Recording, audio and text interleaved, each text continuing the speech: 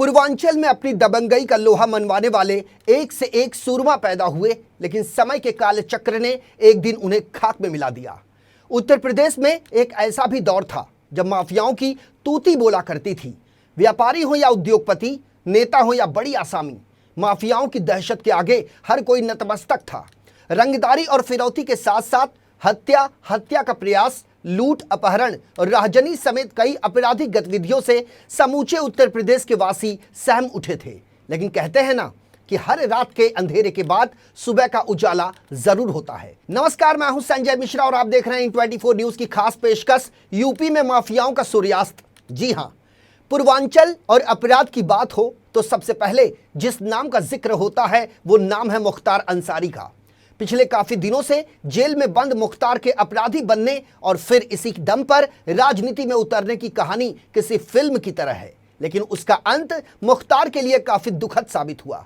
उत्तर प्रदेश के बांदा जेल में बंद गैंगस्टर से नेता बने मुख्तार अंसारी को गुरुवार के दिन जेल में ही अचानक दिल का दौरा पड़ गया, जिसके बाद उसे अस्पताल ले जाया गया, लेकिन इलाज के दौरान ही उसकी मौत हो गई।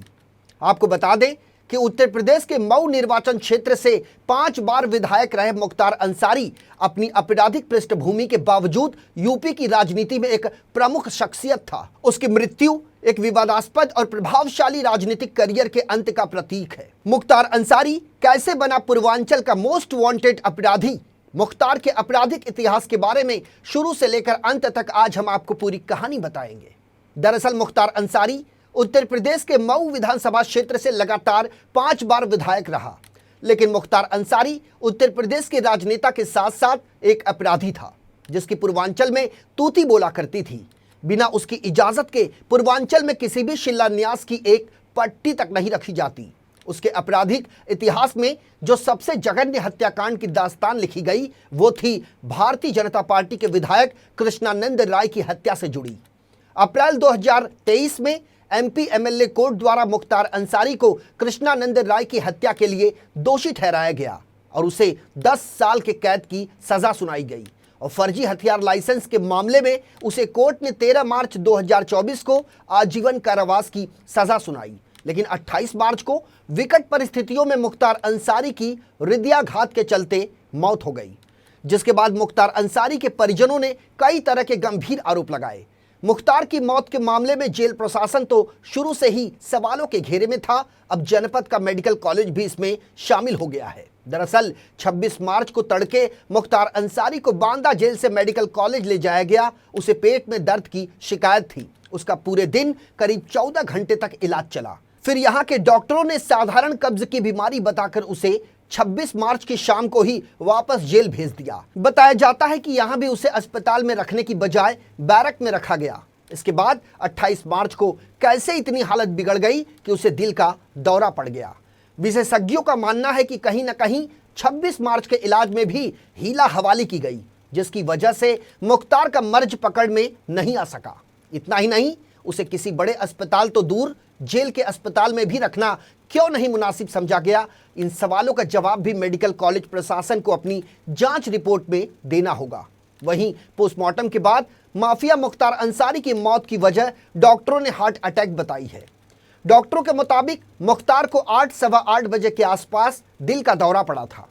यही वो समय था जब जेल में मुख्तार का चेकअप अधिकारियों के सामने किया जा रहा था। उसकी बेहोशी की हालत देखकर करीब 8:30 बजे के आसपास उसे मेडिकल कॉलेज लाया गया था। शुक्रवार को मुख्तार अंसारी के शव का 5 डॉक्टरों के पैनल ने पोस्टमार्टम किया, जिसमें 3 डॉक्टर जिला अस्पताल के थे, जिनमें doctor Mahesh, doctor SD Tripathi Vikas, PGI के हृदय रोग विशेषज्ञ डॉक्टर तिवारी, मेडिकल कॉलेज के डॉक्टर सुनील बंसल शामिल थे। पोस्टमार्टम के बाद डॉक्टरों ने मीडिया से बातचीत में कहा कि मुख्तार अंसारी की मौत हार्ट अटैक से होना प्रतीत होती है। हालांकि बिस्तरा उसका सुरक्षित रख लिया गया है, जिसे परीक्षण के लिए विधि विज्ञान केंद्र लखनऊ भेजा जाएगा। बिस्तरा की जांच से यह पता चल सकेगा कि मुख्तार को जेल में धीमा जहर दिया गया था या नहीं। मुख्तार के पोस्टमार्टम की परिवार के सदस्यों के बीच पूरी वीडियोग्राफी कराई गई। यहां तक कि पोस्टमार्टम के दौरान परिवार के 2 सदस्यों को अंदर ही रहने दिया गया ताकि किसी भी प्रकार का कोई भी शक शुबा न रहे। मौत के वक्त मुख्तार के पेट में खाना नहीं था, बिसरा सुरक्षित करके उसे जांच के लिए लखनऊ भेजा जा रहा है। शुक्रवार को बांदा मेडिकल कॉलेज में दिवंगत मुख्तार अंसारी के बेटे उमर अंसारी इस बात पर अड़े रहे कि मुख्तार का पोस्टमार्टम एम्स के डॉक्टरों के पैनल द्वारा किया जाए। यहां तक कि उमर अंसारी ने डीएम दुर्गा शक्ति नागपाल को दिए पत्र में लिखा कि 21 मार्च 2024 को मेरे पिता मुख्तार अंसारी ने कोर्ट में एक प्रार्थना पत्र दिया था कि उसे खाने में जहर दिया जा रहा है। करीब 2:20 पर 5 डॉक्टरों के पैनल ने पोस्टमार्टम की प्रक्रिया शुरू की। उसकी बाकायदा वीडियोग्राफी भी कराई गई। अब आपको बता दें कि मुख्तार अंसारी असल में था कौन। मुख्तार के बारे में कहा जाता है कि वो खुद गुनाह की दुनिया का बादशाह था। इसमें सबसे दिलचस्प बात यह है कि इस किस्से में गुलाम भी उसी की ही मर्जी के थे। अंसारी ने बहुजन समाज पार्टी के उम्मीदवार के रूप में अपना पहला विधानसभा चुनाव जीता, लेकिन बसपा ने साल 2010 में आपराधिक गतिविधियों के कारण उसे पार्टी से निष्कासित कर दिया था। बाद में उसने अपने भाइयों के साथ मिलकर अपनी पार्टी कौमी एकता दल का गठन किया। बताया जाता है कि मुख्तार अंसारी का गुंडाराज पूर्वांचल में खूब चलता था। उसे गोली, बंदूक, तमंचे और राइफल से खेलने का जबरदस्त शौक था। अपनी धाक जमाने के लिए वो डर और आतंक फैलाने का शौकीन था। कहते हैं कि जब मुख्तार अंसारी चला करता था तो उसके साथ में चलते थे बंदूकें लहराते हुए उसके गुर्गे। ऐसा लगता था कि उसके आने की खबर हवाओं को पहले से ही लग जाती थी। रास्ते से जब उसका काफिला गुजरता तो ऐसे लगता जैसे कि उसका इस्तकबाल हो रहा हो। यहां तक कि उसके काफिले को रोकने की हिम्मत किसी में नहीं होती। सूत्र बताते हैं कि मुख्तार अंसारी का आतंक कुछ इस कदर था कि गुंडा टैक्स हो या हफ्ता वसूली, उसे देने से मना करने वालों को मौत की सजा दी जाती थी। शराब के ठेकों से लेकर लगभग हर सरकारी ठेके तक सिर्फ उसी की हुकूमत का सिक्का चलता था। उसके चरम के दौर में उत्तर प्रदेश में हत्या, लूट, अपहरण, फिरौती जैसे संगीन अपराधों में लगे क्रिमिनल्स की तूती बोला करती थी।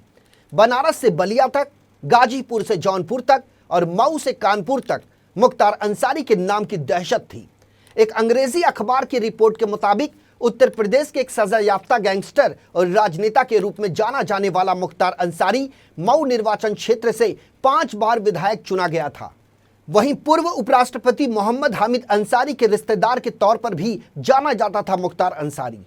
अप्रैल 2023 में यूपी की एमपी एमएलए अदालत ने मुख्तार अंसारी को भारतीय जनता पार्टी के विधायक कृष्णानंद राय की हत्या के लिए दोषी ठहराया और 10 साल कैद की सजा सुनाई। वहीं फर्जी हथियार लाइसेंस मामले में उसे 13 मार्च 2024 को आजीवन कारावास की सजा सुनाई गई थी।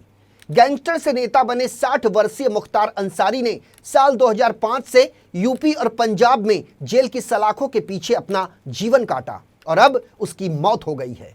मुख्तार अंसारी ने साल 1990 के दशक की शुरुआत में बनारस हिंदू विश्वविद्यालय, जिसे बीएचयू के नाम से जाना जाता है, वहां एक छात्र संघ के नेता के रूप में उसने राजनीतिक करियर की शुरुआत की थी। साल 1996 में मायावती की बहुजन समाज पार्टी के टिकट पर मऊ निर्वाचन क्षेत्र से विधानसभा चुनाव जीतकर पहली बार उत्तर प्रदेश विधानसभा में मुख्तार अंसारी ने प्रवेश किया।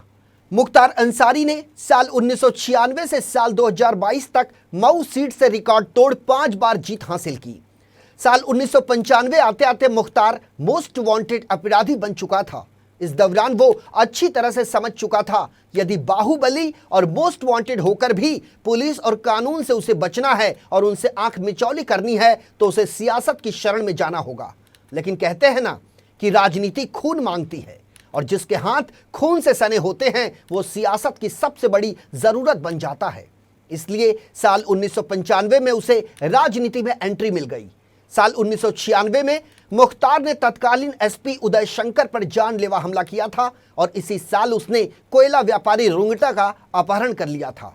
साल 2002 आते आते जहां पूर्वांचल के ब्रिजेश सिंह का साम्राज्य खत्म हो गया, वहीं अकेला मुख्तार अंसारी पूरे पूर्वांचल पर अपनी हुकूमत करने लगा। कहा जाता है कि कुछ लोगों के लिए मुख्तार अंसारी रॉबिन हुड की तरह थे। ठेकों, खनन, स्क्रैप, शराब और रेलवे ठेकों पर उनका पूरी तरह से नियंत्रण था। उसने अपनी शक्ति से अपना शासन स्थापित कर लिया था, लेकिन ये रॉबिन हुड यदि अमीरों को लूटा करता था तो उसे गरीबों में भी बांट दिया करता था। मऊ में मुख्तार अंसारी की न सिर्फ दबंग छवि थी, बल्कि उन्होंने विधायक रहते हुए अपने क्षेत्र में काफी काम भी किया था। आखिरकार योगी सरकार ने उत्तर प्रदेश में मुख्तार अंसारी पर शिकंजा कस दिया। मुख्तार अंसारी पर तकरीबन 52 मुकदमे चल रहे थे। बताया जाता है कि यूपी सरकार की कोशिश मुख्तार अंसारी को 15 मामलों में जल्द से जल्द सजा दिलाने की थी। योगी सरकार अब तक मुख्तार और उसके गैंग की करोड़ों रुपए की संपत्तियों को तो नष्ट कर चुकी है या उसे जब्त कर चुकी है। मुख्तार गैंग की अवैध और बेनामी संपत्तियों को लगातार चिन्हित किया जा रहा है। मुख्तार अंसारी गिरोह के करीब 100 आरोपियों को अब तक पुलिस द्वारा गिरफ्तार किया जा चुका है। साथ ही 75 मामलों में गैंगस्टर एक्ट के तहत उनके खिलाफ कार्रवाई भी की गई है। मुख्तार अंसारी के जनाजे में भारी संख्या में लोग शामिल हुए। शनिवार की सुबह से ही लोगों का जमावड़ा शुरू हो गया। धीरे धीरे लोगों की संख्या भी बढ़ती चली गई। उधर मूंछों से पहचाने जाने वाले माफिया डॉन मुख्तार अंसारी के बेटे ने अंतिम विदाई से पहले अपने पिता के मूंछों पर बल दिया। राजनेता से माफिया डॉन बने मुख्तार अंसारी को सुपुर्दे खाक करने के लिए उसके घर से करीब 400 मीटर दूर पुश्तैनी कब्रिस्तान में कब्र खोदी गई, जो तकरीबन 7.6 फीट लंबी और 5 फीट गहरी और चौड़ी है। ये कब्र उसके माँ बाप की कब्र से 5 फीट नीचे यानी पैर की तरफ बनाई गई है, जिन्हें खोदने वाले 3 हिंदू मजदूर बुलाए गए थे। हालांकि उनका कहना था कि मुख्तार अंसारी के परिवार से जिन लोगों का इंतकाल होता है उनके लिए वे पहले से ही कब्र खोदने के लिए यहां पहुंच जाते हैं।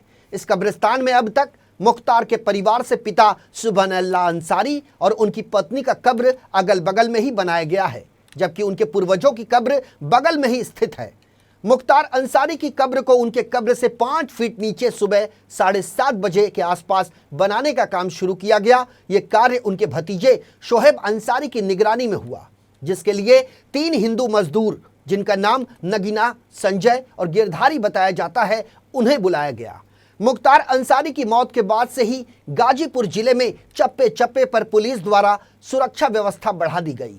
शुक्रवार की आधी रात के बाद जब मुख्तार अंसारी का शव उनके घर पहुंचा तो लोगों की भीड़ अंतिम दर्शन के लिए व्याकुल दिखी। वहीं मुख्तार के आवास के चारों तरफ बैरिकेडिंग कर भीड़ को किसी तरह नियंत्रित किया गया। मुख्तार अंसारी के जनाजे में तकरीबन 25,000 से अधिक लोग शामिल हुए, जिसकी ड्रोन से हर स्थिति की बड़ी बारीकी से निगरानी की गई और सुबह 10:45 के आसपास मुख्तार अंसारी को सुपुर्दे खाक कर दिया गया। मुख्तार अंसारी तो इस दुनिया से हमेशा हमेशा के लिए चला गया, लेकिन मुख्तार अंसारी की मृत्यु एक विवादास्पद और प्रभावशाली राजनीतिक करियर के अंत का प्रतीक है, जो आपराधिक गतिविधियों और कानूनी लड़ाइयों से पूरी तरह प्रभावित था। बहरहाल हमारे इस खास पेशकश में मेरे साथ अभी के लिए इतना ही। ताज़ा तरीन खबरों के लिए बने रहिए इन 24 न्यूज़ के साथ। मुझे यानी संजय मिश्रा को दीजिए इजाज़त। नमस्कार।